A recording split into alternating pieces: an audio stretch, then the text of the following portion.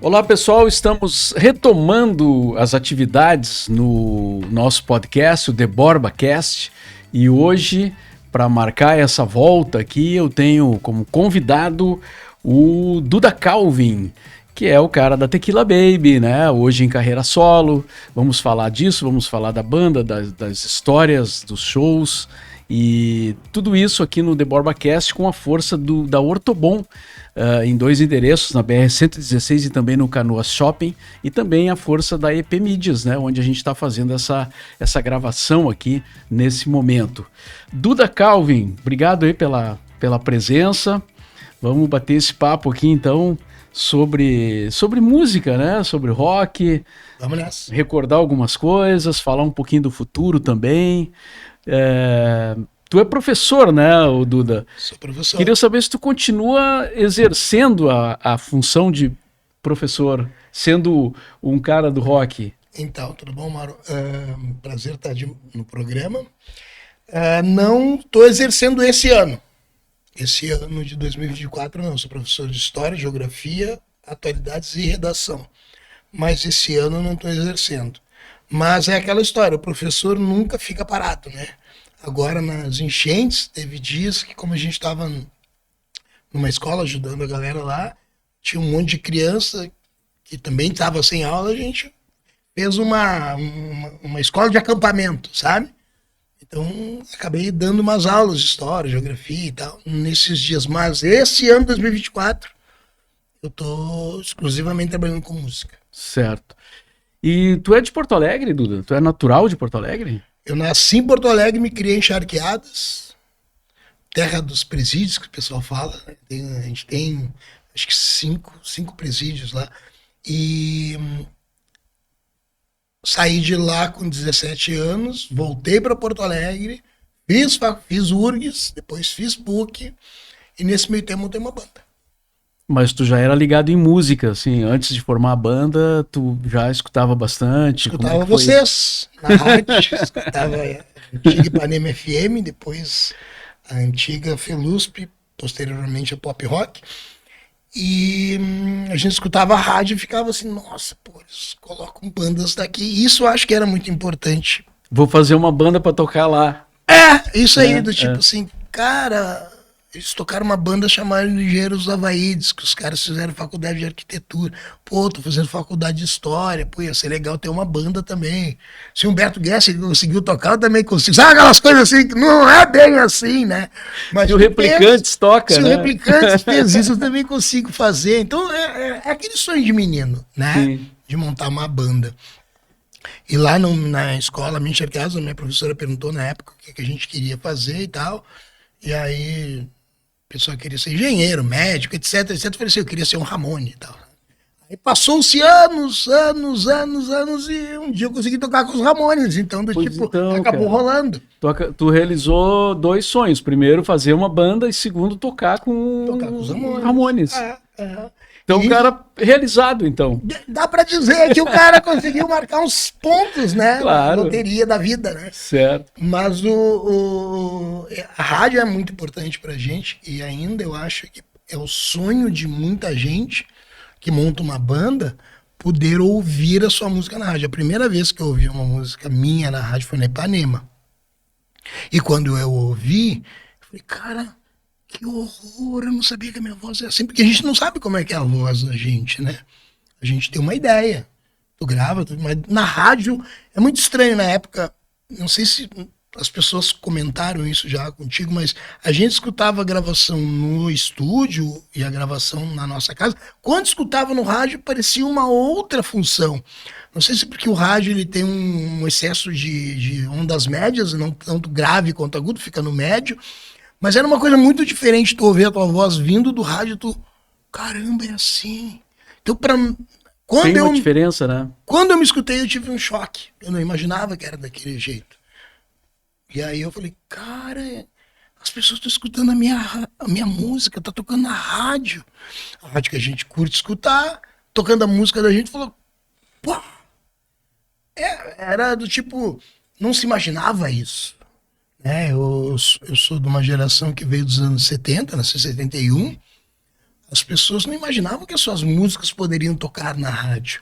A gente ouvia o teu programa, ouvia o programa da Caixa Suma, ouvia o programa da galera e via que tocavam bandas da mesma cidade que a gente, do mesmo estado, que a gente viu uma banda chamada Garotos da Rua, Engenheiros do Havaí, Replicantes, TNT, Cascaveletes e toda sorte de bandas que a gente tinha naqueles anos 80.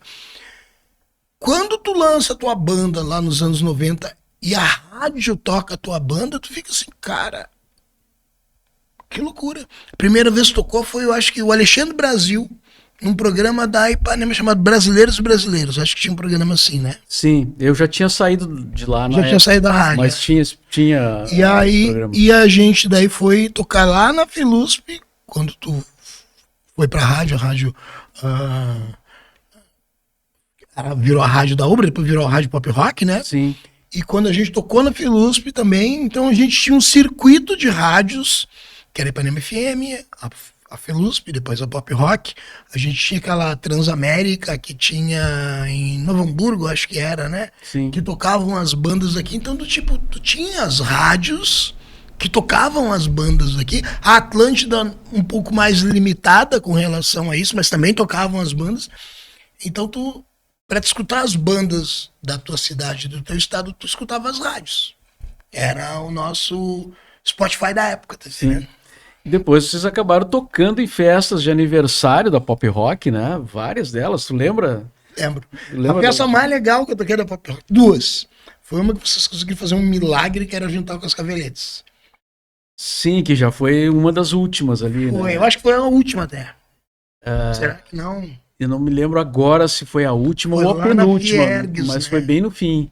Foi lá na Fiergues. Na Fiergues. Muito bacana aquela festa. E a festa que mais me marcou foi uma festa que era antes do estacionamento da Ubra, que tinha umas ovelhas, assim, ali, estavam bem naquela entrada, era um espaço gigantesco, montaram um palco ali, e era um domingo, era um dia muito... Esse cara é aquilo lotado. Eu falei, cara, eu nunca vi isso aqui lotado, porque quando eu fiz faculdade de História, antes de fazer o URT, eu fiz um semestre na Ubra, nos anos 90. Cara, era uma aventura ir até a Ubra, sabe, na época.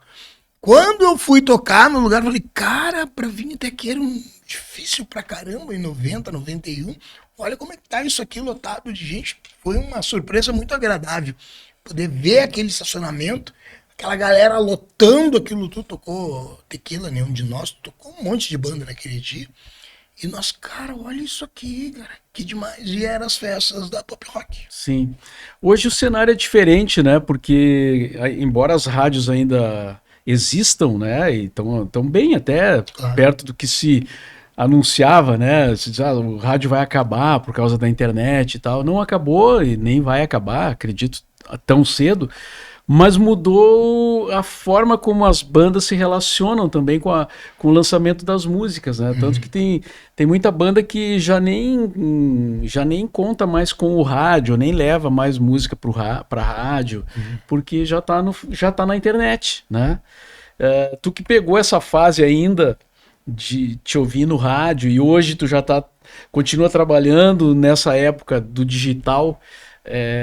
O que mudou para ti, assim, em termos de divulgação, gravação, essa operação de lançar música? Eu vou citar uma frase do pessoal da produção, da Tribos, da Glaucia Vá, que é a nossa produtora, e ela fala uma coisa muito importante. Ela fala assim, ó, toda mídia é importante. Tipo assim, os shows a gente ainda faz panfleto. A gente ainda preza em rádio, em programas de podcast, que nem este, em TV e até no jornal, por que não, divulgar. Porque por mais que a mídia esteja super pulverizada hoje, naquela época nós tínhamos 3 mídias, rádio, jornal e TV, né? Sim. Por mais que a que mídia... eram muito fortes, né? Muito fortes, porque centralizava todo mundo ali para ter as informações. Por mais que a mídia esteja pulverizada, mesmo assim, tu vai ter que ir em mais veículos de comunicação. Mas tu vai ter que ir nesses veículos de comunicação, porque a chance, a informação ela vai chegar no Mauro Borba. O Duda Calvin vai tocar agora sábado no Espaço Marim. Ok, chegou no... Que é um fato, né? Que é um fato, nós estamos falando, um show, esse show aqui do Espaço Marim. Só que chegou aqui, eu falei no teu programa e tem um cara chamado Mauro Borba lá na casa dele que vai estar ouvindo a gente no podcast e vai saber que tem um show. Aí ele vai pegar o celular dele, vai acessar o Instagram, viu uma chamada do show. Aí ele vai ligar o rádio, vai estar uma entrevista falando do show. Hoje, a insistência faz gerar o interesse da coisa, porque só uma divulgação, no meio dessa mega pulverização, ela não faz nem cócegas na pessoa. Tu tem que ter cartaz, panfleto, internet, podcast, Spotify falando, todo mundo falando, porque ficou mais trabalhoso. Ao mesmo tempo ficou muito democrático, porque quem tiver afim muito de trabalhar, aquilo ali vai conseguir chegar nos ouvidos e olhos de todos, né? Sim. Agora, quem achar que, não, vou só fazer uma divulgação na internet que vai chegar em todo mundo, chega, mas chega muito pulverizado. Certo.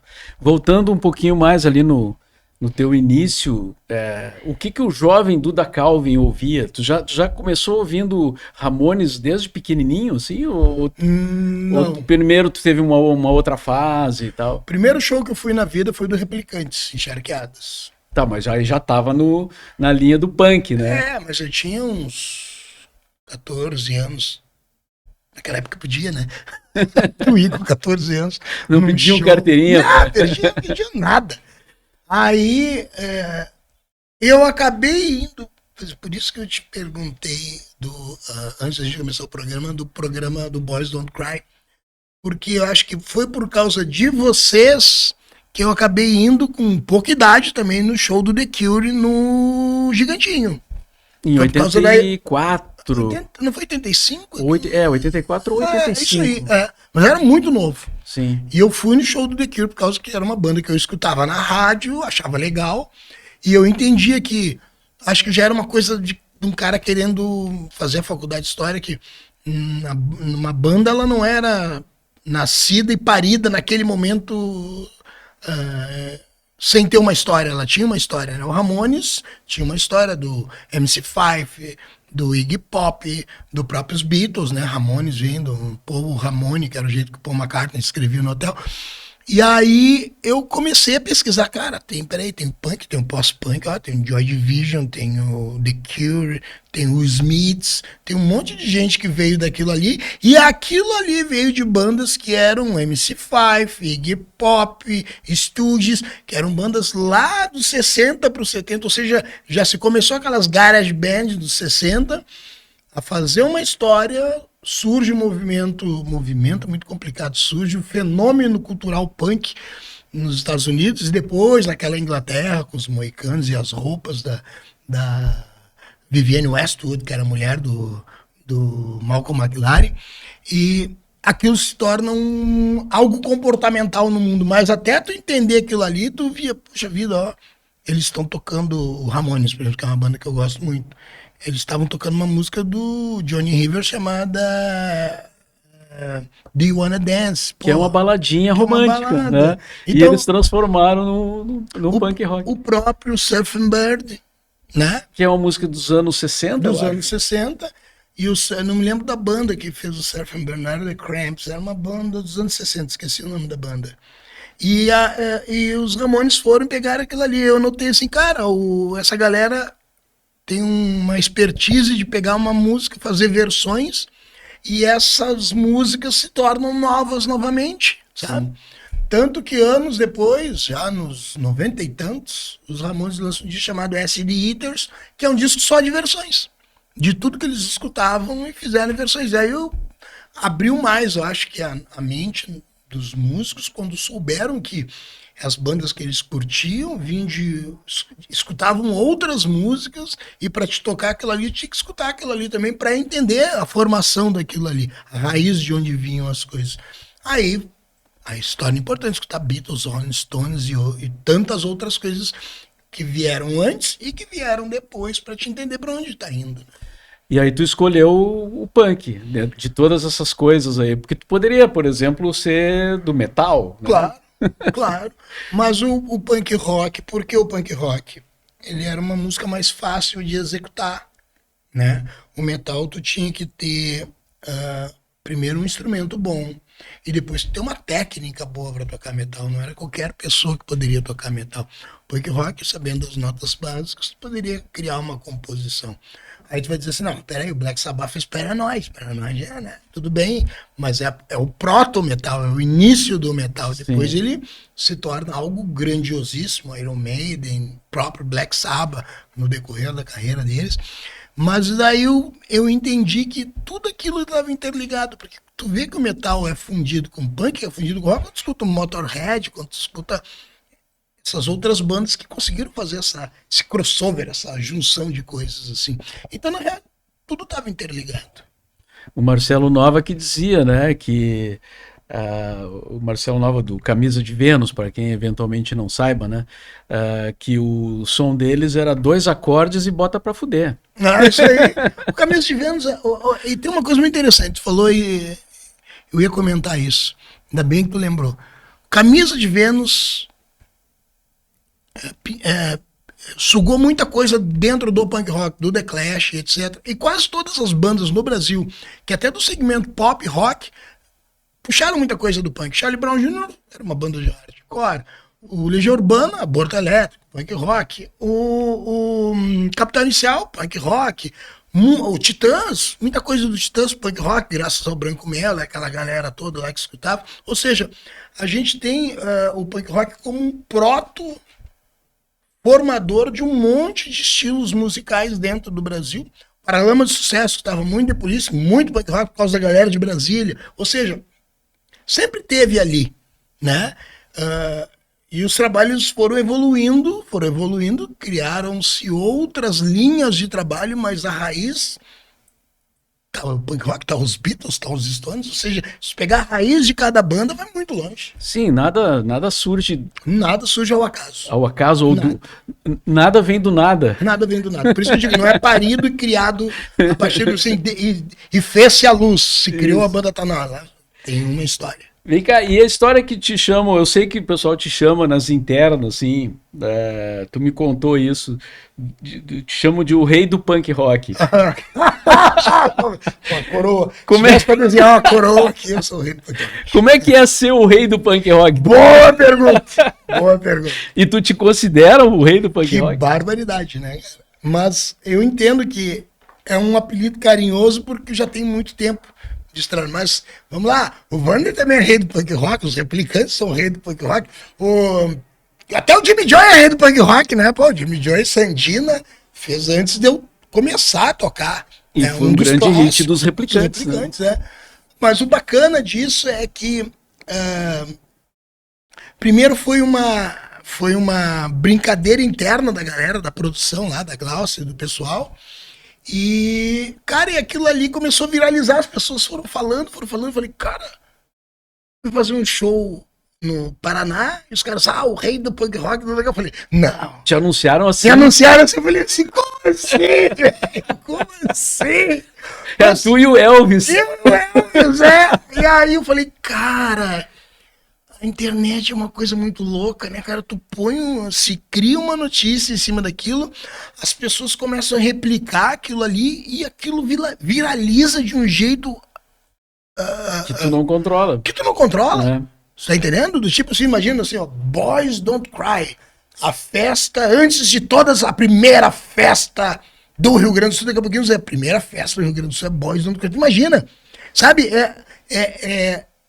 É uma sucessão de notícias que aquilo ali acaba se tornando uma verdade. Aí eu me lembro do Goebbels lá do nazismo, que uma história contada mais de 100 vezes se torna uma verdade, tá entendendo? Isso é um perigo, é um perigo, cara. É um perigo porque, imagina, tu pode criar um factoide e aquele factoide se torna uma verdade. Entende? Uma coisa dessas, eu fico assim, cara... E eu acredito que muitas das coisas que são divulgadas, até no mundo musical, de discos e tal, tu fica assim, não, mas peraí, de repente, quando surgiu isso, não era assim. Aquilo ali se criou uma frase e essa frase viralizou, como o rei do punk rock. Sim. Bom, aí tu faz a Tequila Baby, né? Foi a tua primeira banda ou tu chegou a ter alguma outra? Eu tinha uma banda antes da Tequila. Eu tocava cover de Ramones, chamava Ramírez, né? Que óbvio, né? Ramones, né? E aí, desses Ramírez, a gente formou a Tequila Baby, que era com o Marcelo Moreira, com o pessoal todo ali do início dos anos 90. Essa banda Tequila Baby durou 3 anos, acabou. E aí convidaram eu para entrar numa banda e eu levei o nome dessa Tequila Baby, que era a banda que eu tocava. A gente já tinha Sexo Algema Sinta Liga, algumas músicas. E aí essa banda que todos nós conhecemos, que é a Tequila Baby e tal, de hoje. Sim. Mas já tinha uma Tequila Baby antes. Tô com o primeiro CD aqui, né? 96. 96, esse é o primeiro CD da Tequila. Balada Sangrenta, que mais tem aqui? Sexo Algemas Sinta Liga. Sexo Algemas e Sinta Liga, que foi... Eu acho que desse disco foi o grande hit, né? E Minha Menina, do Jorge Benjor, né? Minha Menina. Dos Mutantes de Jorge Benjor. Eu acho que Balada Sangrenta, Sexo Algemas e Sinta Liga, Minha Menina foram as músicas mais tocadas desse disco. Mas é muito interessante esse disco aí, porque não foi um disco que teve uma grande vendagem. Apesar de todo mundo dizer, eu tenho o primeiro disco. Na real, o primeiro disco ele deve ter vendido 15 mil cópias, pouco menos que isso aí. Mas ele se tornou icônico porque as pessoas na época diziam, o primeiro disco de punk rock no Rio Grande do Sul lançado nos anos 90, que as bandas tava tudo muito estacionado. Primeiro lançamento em CD, não era mais vinil na época, né? Não teve vinil, não teve fita cassete. Foi direto em CD por uma gravadora do Rio Grande do Sul chamada Antídoto, que era um selo da City, né? E aí a gente gravou em Porto Alegre, nos estúdios da City. Foi gravado na virada de 95 para 96, lançado em 96. E com esse disco a gente começou a excursionar pelo interior do Rio Grande do Sul. Esse disco ele chegou no Rio Grande do Sul e Santa Catarina, onde a City tinha distribuição. Posteriormente, quando a City fez um contrato, se eu não me engano, foi com a Poligram, esse disco foi distribuído aí Paraná em diante. Mas já no final, ali, 98. Agora, mesmo assim, dá pra gente perceber a força desse rock porto-alegrense, né? Do rock gaúcho, como a gente diz, que vendeu 15 mil, mas causou um impacto. Vocês fizeram um show em tudo que é lugar. Enfim, se lançaram ali, depois tiveram uma história muito maior, né? Isso, não, com Então, certeza. então assim, graças à veiculação nas rádios, né? Sim, também. E hoje a gente vê a força desse rock que tá aí voltando. A gente estava até comentando sobre isso, né? Que as bandas ali dos 90 e até as dos 80 ainda, né? Estão aí firmes, tocando, fazendo show na estrada, né? Comunidade Ninjitsu, Fresno, Cachorro Grande, o pessoal do Tenente Cascavel lá, do Cascaveletes TNT, né? E Frank Jorge, Graforré, enfim, não vamos falar todos aqui, mas a galera tá aí tocando, né? E isso eu pude constatar naquele show lá aquele show beneficente que era Fresno Convida, né? Isso. Que tava todo mundo ali, tinha uma galera ali, Lemon Ronaldo, tu cantou lá e tal. E a galera cantando junto todas as músicas, né? O público, o Araújo lotado, foi uma demonstração, assim, muito da força mesmo, né? Do nosso rock. Foi muito legal. Foi um evento beneficente para as vítimas das enchentes aqui no Rio Grande do Sul. Deu 4 mil, da lotação esgotada, né? Não tinha mais ingresso, 4.300 lugares, que é o que cabe no Araújo Viana.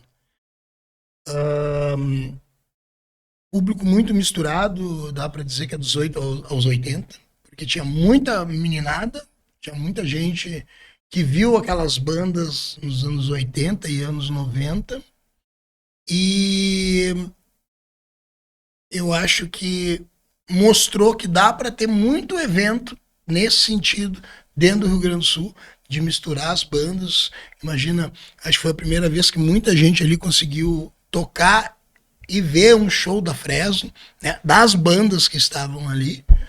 A Fresno também é uma banda que vem do punk rock, né, e toca emocore, emotional core, que é uma vertente do punk rock. E é bacana demais saber que aquilo ali, a Fresno, a Tequila, o Replicantes e todas as outras bandas, eu digo as bandas da raiz do punk rock, e todas as outras bandas, Cachorro Grande, o Duca Lendecker tocou também, Humberto Gessinger tocou também, ou seja, se misturou todo mundo. Então é uma coisa muito legal conseguir mostrar que dá para misturar aquilo ali e tu abranger outros públicos que vão estar junto no evento. Também, o Burguetinho tocou. Então, tipo... E a quantidade de hits, né? Era só hit. Parecia aqueles programas, só sucessos. Tipo o Cassino de Chacrinha 2024. E agora tu tá em carreira solo, né? É isso aí. Mas tu toca as músicas da Tequila Baby. Toco as músicas que eu compus da Tequila. Tem músicas novas, tem autorais e também novas versões. Eu fiz uma versão daquela banda O Surto, que tem a música Cera, aquela do Pirou Cabeção, que essa a gente vai lançar agora, já está praticamente pronta. Tem uma versão muito legal, que é aquela música do Arnaldo Antunes com a Cássia Eller, que é Socorro. A gente misturou a música, transformou ela num punk rock hardcore, muito diferente.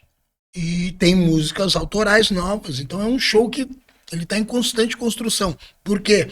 Porque as pessoas que tocam comigo, os músicos que tocam comigo, são os The Punk Rockers, e os The Punk Rockers, em cada lugar, a Tribos Produções com a Glauce, eles montam a banda para me acompanhar. Então vai ter alguma diferença no jeito de tocar, algum detalhezinho que acaba um show sendo diferente do outro. Então sempre tem alguma coisa nova no show acontecendo. Eu posso passar numa cidade como Porto Alegre e fazer 3 shows num ano, que os 3 shows vão ter diferenças. E isso é legal, porque tu consegue criar uma novidade com o mesmo setlist e com o mesmo show. Claro, troco já algumas músicas, assim, porque ele tem uma abrangência musical muito grande. São tudo músicos que ela monta, pessoas que já tocam há um bom tempo, então eles acabam trazendo seus conhecimentos para dentro do show. Isso é uma coisa muito legal. Então tu não tem uma banda fixa? Fixa não. Tem vários caras que vão tocando... Vou tocar no Uruguai, vai ter os The Punk Rockers. Vou tocar na Argentina, vai ter os The Punk Rockers. Vou tocar em Portugal, vai ter os The Punk Rockers. E aquela pergunta que alguns fãs devem estar querendo fazer, assim, existe alguma chance da Tequila voltar?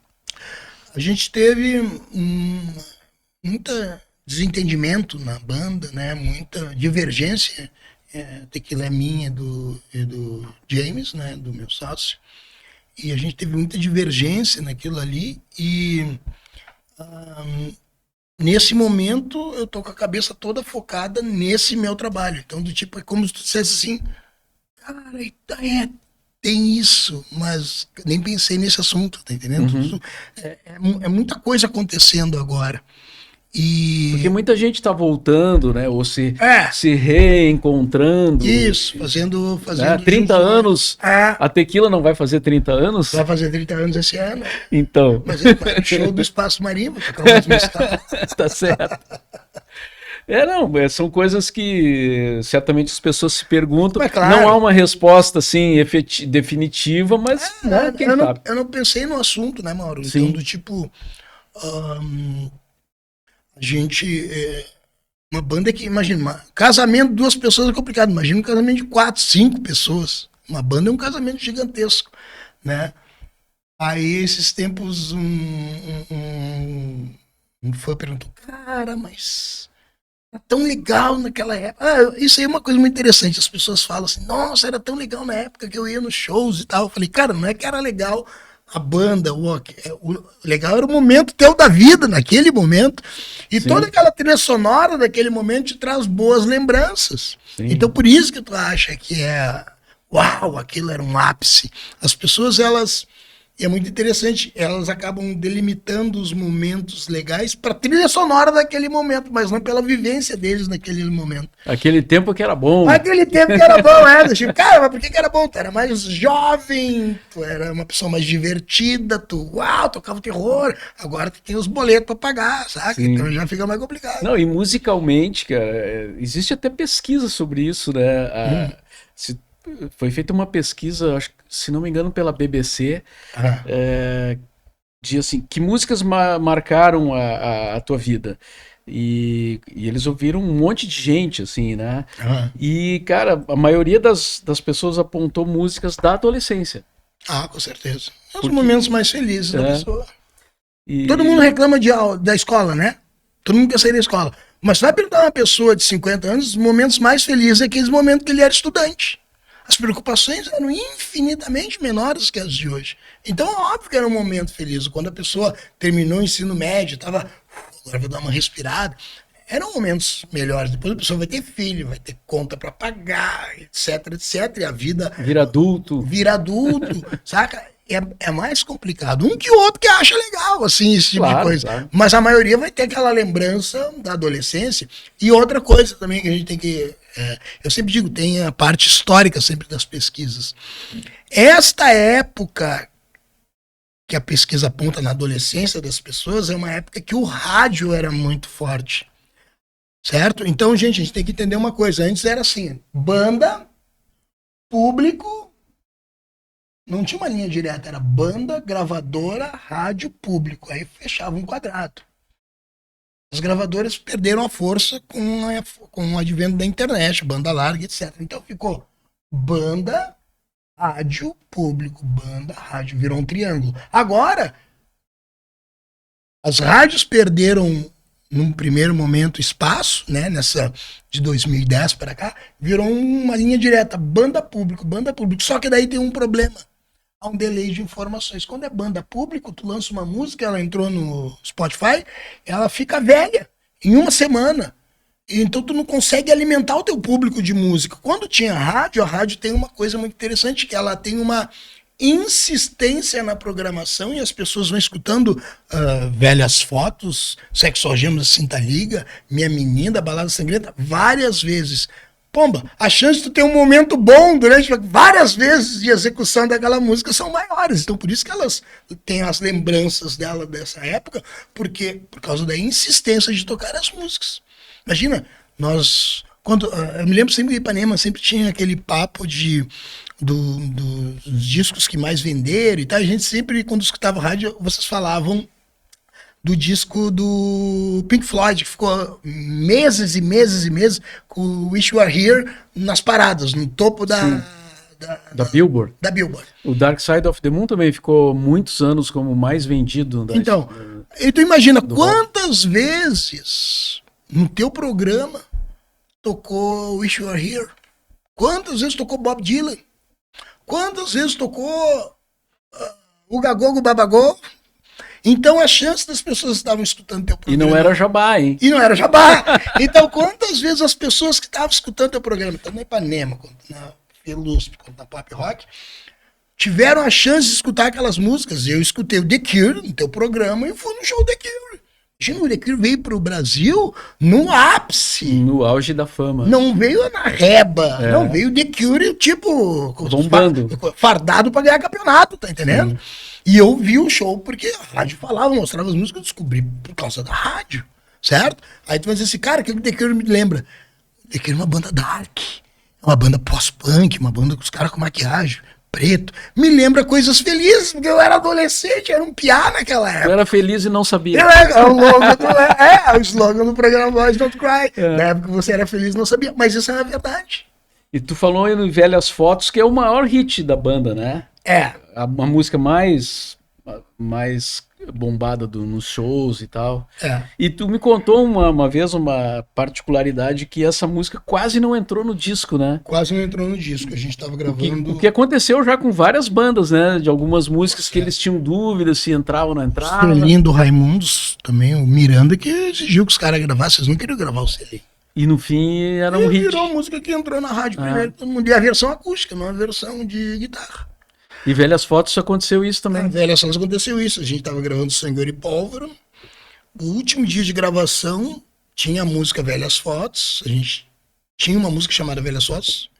E a letra não era tão legal. A gente descartou a letra, fez uma letra nova, não ficou legal. E um amigo nosso chamado Bibi fez a música tipo aos 45 do segundo tempo. Eu nem aprendi a cantar direito a versão que ele fez.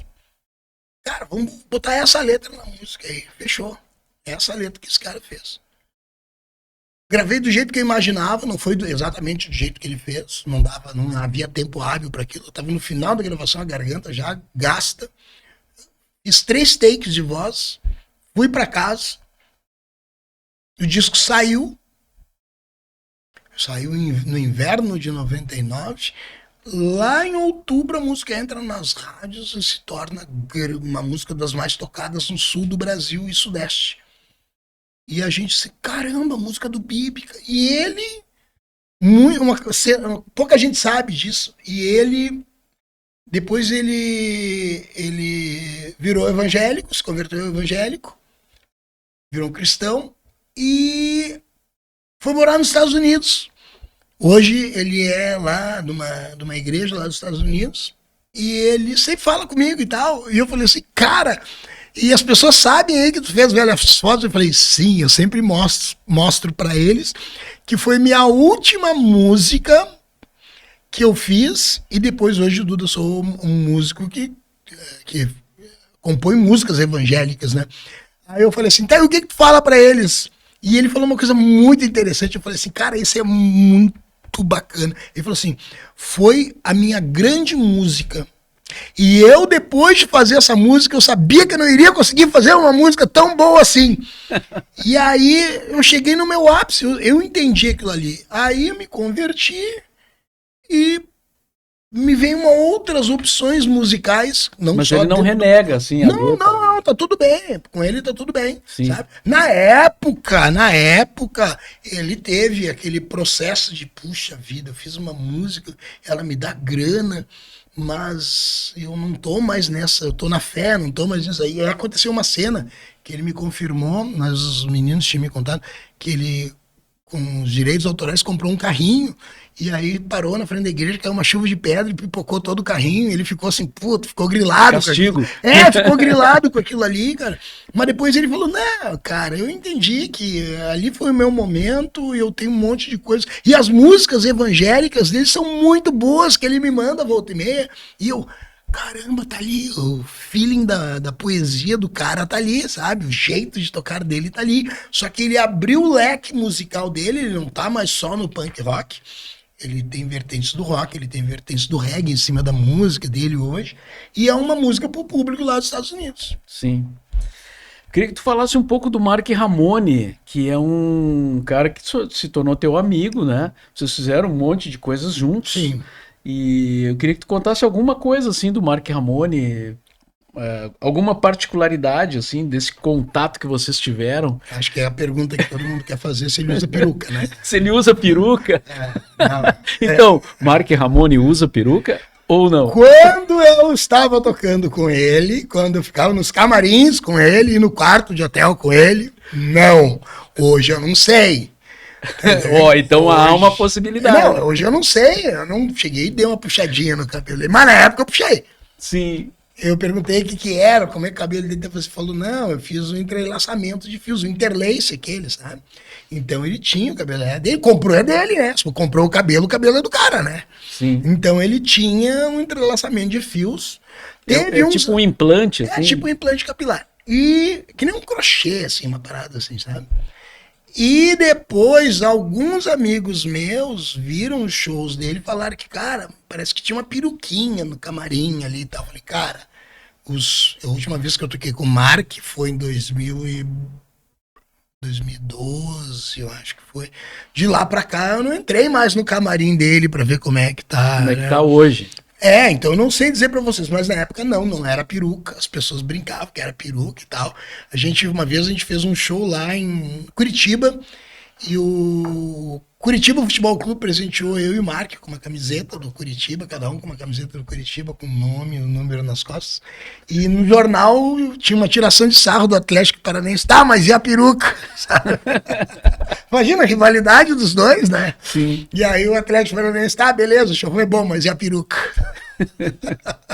E vocês têm algum outro projeto, assim? Ou vocês não tem mais ideia de voltar a tocar? Eu fiz agora, esse ano, eu estive junto com o Rich Ramone, que é o outro baterista. Quando o Mark saiu, entrou o Rich, depois o Mark voltou. E o Rich fez alguns shows pelo Brasil. E alguns shows eu indiquei, show de Porto Alegre, o show de Florianópolis. Eu acabei indicando pro Silvio, cara, o produtor brasileiro do Rich, fazer aqui com o pessoal ali no Opinião e em Florianópolis. E aí, por convite deles, eu fui acompanhar os shows, assim, eu não era escalado para cantar, né? Mas subi no palco, cantei uma música com eles e tal. Mas eu fui convidado a... Informalmente. Tipo, ó, viaja com a banda, aí vai junto com a banda. Aí viajei com ele. Fez Londrina foi para Curitiba, de Curitiba para Florianópolis e depois aqui em Porto Alegre. Certo. E essas viagens com esse pessoal aí do punk rock são tranquilas ou rola muita loucurama, assim? O pessoal imagina, né, que por ser punk, ou por ser rock até, né, rola muita loucura, assim, exageros. Assim, eu já fiz show com Offspring, com Bad Religion, com NoFX, com Shelter, que é aquela banda Hare Krishna, de Krishna Core lá de Nova York. Imagina, Hare Krishna não faz nada, né? Os caras não comem gente e não comem carne, né? Esse eu acredito que seja mais tranquilo. Fiz turnê nacional com os caras. Cara, eu nunca vi nada, tá entendendo? Não posso botar minha mão no fogo, mas eu nunca vi nada. É uma galera muito tranquila. E outra coisa, eles estão fora do país deles, eles estão muito cansados. Faz um show, tem que fazer as malas no outro dia, ir para outro lugar, faz show, faz a mala no outro dia. Eles não ficam muito tempo nas cidades, aproveitando a cidade, né? Então eu não vi isso, nem com Bad Religion, nem com NoFX, nem com Offspring. Eu tive junto com Buzzcocks, quando eles vieram para Porto Alegre. Tudo tranquilo também, então do tipo, eu não vi isso. Não sei se tem, mas o que eu posso dizer que eu não vi, tá entendendo? Em nenhum momento, muito pelo contrário, vi muita gente compenetrada antes do show, depois do show, temos que guardar as coisas e ir para tal lugar. Era muita preocupação com horário e distância, porque lá nos Estados Unidos tu faz um show, a próxima cidade é 100 quilômetros dali, aqui a próxima cidade é 600 quilômetros, é muito longe tudo, né? Então eles estão com horários sempre muito focados, né, nos horários, porque eles não podem se atrasar. Sim. E outra coisa, Duda, eu fiquei sabendo também que tu tá escrevendo um livro, cara. Tu vai contar essas histórias aí no livro? Tudo isso aí no Histórias livro. Da estrada. O que fazer, como se conseguir fazer sucesso. A fórmula! Todo mundo pergunta isso, né? A fórmula. Existe? Cara, primeiro era contando as histórias de estrada mesmo, né? Aí eu descobri que, cara, o livro ele acabou indo para uma outra função, que é contando os acertos e os desacertos da profissão músico, né? E acabou indo para uma outra função, que é os acertos e os desacertos de viver de trabalhar com cultura num país muito louco que nem o nosso, tá entendendo? Imagina, a gente quando começou, tava terminando o vinil e o cassete, entrou no CD, terminou o CD, entrou no digital, voltou no vinil. A gente passou por uma estrada muito sinuosa. E agora a inteligência artificial. Ou seja, é muita coisa para contar de como as pessoas sobrevivem com esses dissabores dessa chamada indústria musical. Não dá nem para dizer indústria musical, porque não é uma questão industrial. Até já me falaram esses dias que o Spotify fez as gravadoras voltarem com força total, justamente no digital, né? Mas esse ir e vir das coisas e tu tentar manter teu trabalho, montar a tua música e sobreviver a essas indas e vindas do mercado, e não digo só na música, imagina o pessoal do teatro, as tretas que eles passam, o pessoal do cinema, as tretas, o pessoal que escreve, cara. Imagina o pessoal que é da literatura, né? Imagina, eu estou entrando nessa função da literatura, já participei de livros, mas na área pedagógica, né? Na área de ensino. Esse vai ser o primeiro contando história em formas de crônicas e tal. Mas principalmente não é um livro a minha vida, my life, foi assim, não. É muito mais, cara, olha cagada que a gente fez, olha cada coisa que rolou, olha que dentro que foi isso aqui, mas como as coisas estão funcionando. Virou de tipo, que nem um amigo falou, cara, é um livro de autoajuda do punk rock. Eu falei, imagina se fosse isso. Não, pode ser também um manual de como não se deve fazer as coisas. Como se não se deve fazer as coisas. Olha, não faz assim. Que é a parada, tu falou do Velhas Fotos, a gente queria lançar uma outra música. Não, essa música é meio metal, não tem nada a ver. E os caras olham a petulância. Mas quem que teve a sacada, assim, de dizer, não, tem que entrar a música? Cara, quem teve foi a Dulce, da gravadora, a galera que trabalhava conosco, que escutou o segundo disco, que é o Senhor e Pólvora, e falou: qual a música que vocês querem botar trabalho? A gente quer botar uma música chamada Voltas na Sua Cama. Isso, cara, é legal, mas aquela lá é bacana, aquela é diferente. Nossa, Aquela que vocês não gostam? A gente, cara, aquela ali tem até um solo de guitarra de metal na música, não tem nada a ver com o nosso som. E os caras, cara, mas aquela ali é legal. Não, mas tá entendendo que música é teimoso. Música é um ser. Bom, música é um ser exibido por natureza. Porque ele sobe num palco, ele tem a petulância de querer que as pessoas fiquem olhando para ele 1h30, ele cantando e falando umas coisas lá, que algumas coisas são legais, outras nem tanto, certo?